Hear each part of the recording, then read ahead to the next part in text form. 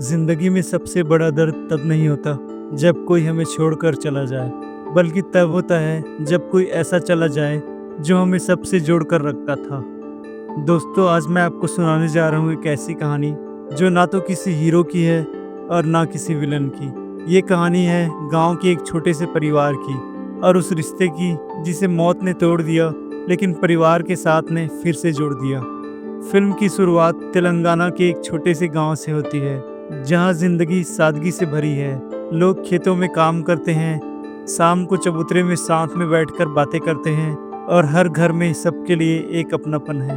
यहीं इस गांव में रहते हैं कुमरैया और उसका परिवार, एक बुजुर्ग जिनका चेहरा भले झुर्रियों से भरा हो लेकिन दिल अब भी बच्चे जैसा है। गांव का हर आदमी उनकी इज्जत करता है क्योंकि वो भी सबको उतना ही सम्मान देते हैं। कुमरैया की बेटी बेटियां, नाती पोते सब अपने अपने कामों में उलझे हुए हैं। कोई शहर में रहता है तो कोई गांव के घर में, लेकिन जब बात परिवार का कोई फैसला लेने की आती है तो सभी का सर सम्मान से कुमरैया की तरफ झुक जाता है। अभी सुबह सुबह कुमरैया मस्ती के साथ गांव में टहलने निकला है। वो घूमते हुए रोज सुबह अपने खेतों की ओर जाकर एक पीपल के पेड़ के नीचे आराम करता है। खेत आते समय हमेशा उसके हाथ में एक झोला होता है, उसे वो कभी अपने से अलग दूर नहीं होने देता था। उसमें ऐसा क्या कीमती था ये कोई नहीं जानता। अब आते हैं कहानी के एक और किरदार पर, सैलू, कुमरैया का पोता। सैलू की उम्र करीब 25 साल है। दिल में बहुत सारे बड़े बड़े सपने, लेकिन जेब खाली।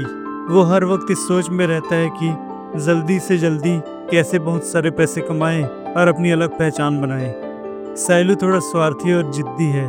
उसे अपने फायदे के अलावा और कुछ नहीं दिखता। यहाँ तक कि वो अपने दादा कुमरैया से भी ठीक से बात नहीं करता।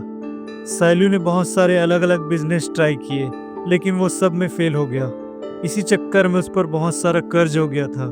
कर्ज देने वाला आदमी उसे पैसे के लिए परेशान करता है, लेकिन सैलू के पास फूटी कौड़ी नहीं है। उसकी शादी होने वाली थी। उसने सोचा दहेज में मिलने वाले पैसों से अपना सारा कर्ज चुका देगा, लेकिन शायद किस्मत को उसका ये प्लान मंजूर नहीं था।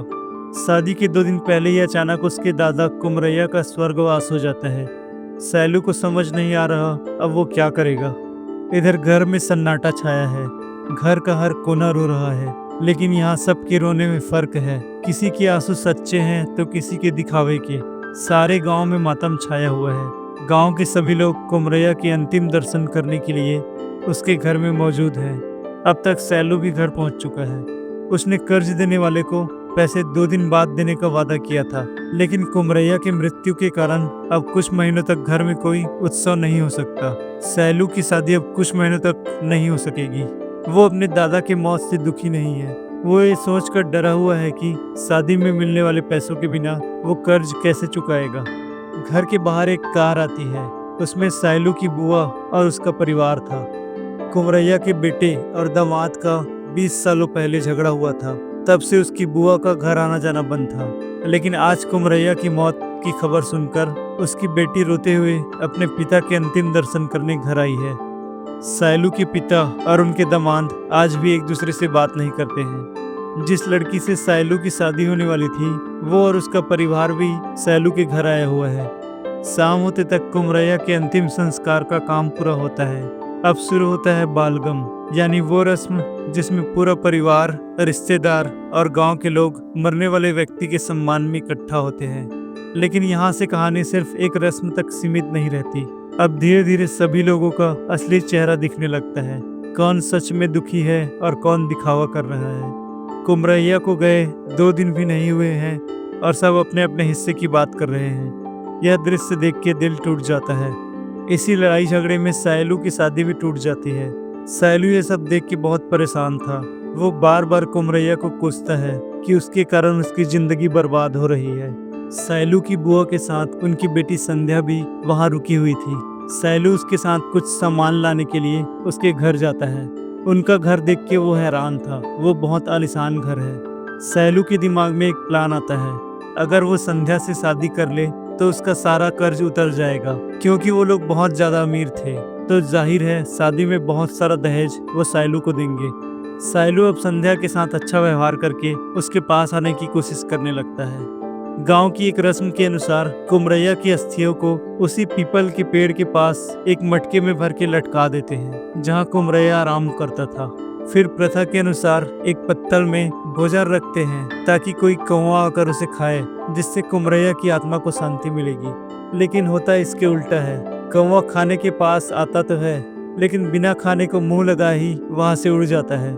सब बहुत देर से कौवे का इंतजार कर रहे थे, लेकिन कौवे के आने के बाद भी उसने खाना नहीं खाया तो सब बहुत निराश हो गए। घर आकर सैलू और संध्या के पिता लड़ने लगते हैं। संध्या के पापा कहते हैं, अगर मरने से पहले तुमने पिताजी का ख्याल रखा होता तो आज गांव वालों के सामने इतनी बेइज्जती ना होती। कौवा आया लेकिन उसने खाने को छुआ भी नहीं। इतना सुनने के बाद सैलू के पापा उल्टा जवाब देते हुए कहते हैं, अगर इतना ही ख्याल था तो इतने दिन तक कहाँ थे, और अब इज्जत का ख्याल आया है। सारा खर्च करें हम और इज्जत चाहिए तुम्हें। संध्या के पापा गुस्से में कहते हैं, तुमने जितना खर्च किया मैं उससे दुगुना करूंगा।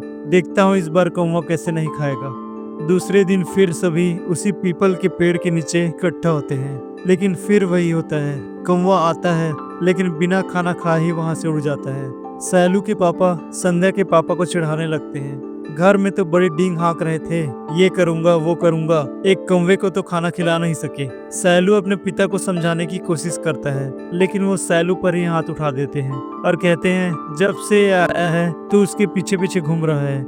ये सब देख के संध्या के पापा कहते हैं, मर्द है तो मुझसे बात कर। उसके बाद गाँव के लोग उनका झगड़ा शांत करवाते हैं।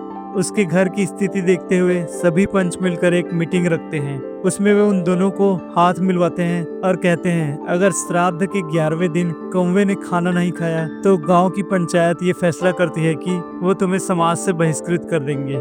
उसके बाद रात को घर में सब खाना खा रहे थे। उस समय एक औरत संध्या को बता रही है, बचपन में तेरी माँ और इसका भाई कितने करीब थे। वो लोग एक दूसरे का बहुत ख्याल रखते थे, लेकिन अब छोटे से झगड़े के कारण वो कितने दूर हो गए हैं।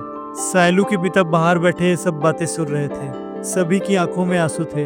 दूसरे दिन सभी घर वाले मिलकर अलग अलग उपाय करते हैं ताकि कुमरैया की आत्मा को शांति मिले। पंडित जी बताते हैं, शायद कुमरैया के मन में कोई बात थी जो वो कह नहीं पाए, इसलिए उनकी आत्मा अशांत है। ये सुन के सभी घर वाले सोच में पड़ जाते हैं, आखिर ऐसा क्या है जो हमें बता नहीं पाए। घर में सब एक साथ बैठे हैं। गांव में कुमरैया का एक दोस्त ने बताता है कि कुमरैया की इच्छा थी कि अगर उसकी बेटी की बेटी हुई तो उसकी शादी वो सैलू से करवाएंगे। ये सुन के संध्या के पापा गुस्सा हो जाते हैं, पर संध्या की माँ रोने लगती है। उसके पिता उससे कितना प्यार करते थे। सब लोग मिलके संध्या के पापा को मनाने लगते हैं। शायद कुमरैया की यही इच्छा है, इस शादी से ही उसकी आत्मा को शांति मिलेगी। सबकी इतना जोर देने पर संध्या के पापा शादी के लिए हाँ कर देते हैं। लेकिन उस समय सैलू कुछ और सोच रहा है। रात में वो उसी पीपल के पेड़ के नीचे बैठा है जहाँ कुमरैया आराम करता था।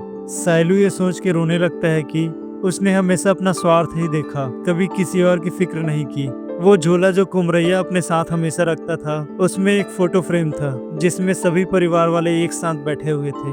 फोटो को देख के सैलू फूट फूट के रोने लगता है। अगली सुबह श्राद्ध का 11वां दिन था। सभी घर वाले उसी पीपल के नीचे मौजूद थे। सभी की आंखों में आंसू थे, लेकिन सभी अजनबियों की तरह अलग अलग बैठे थे। सैलू वो फोटो फ्रेम लाकर खाने के पास रखकर अपने दादा से खाना खाने की प्रार्थना करता है। सभी घर वाले रोते हुए एक साथ सैलू के पास आते हैं। थोड़ी देर बाद कौवा आकर खाना खाने लगता है। अब पूरा परिवार फिर से एक साथ था। शायद कुमरैया की यही इच्छा थी। ये फिल्म हमें सिखाती है कि मृत्यु सिर्फ एक अंत नहीं, वो एक शुरुआत भी हो सकती है, अगर हम रिश्तों की कीमत समझे।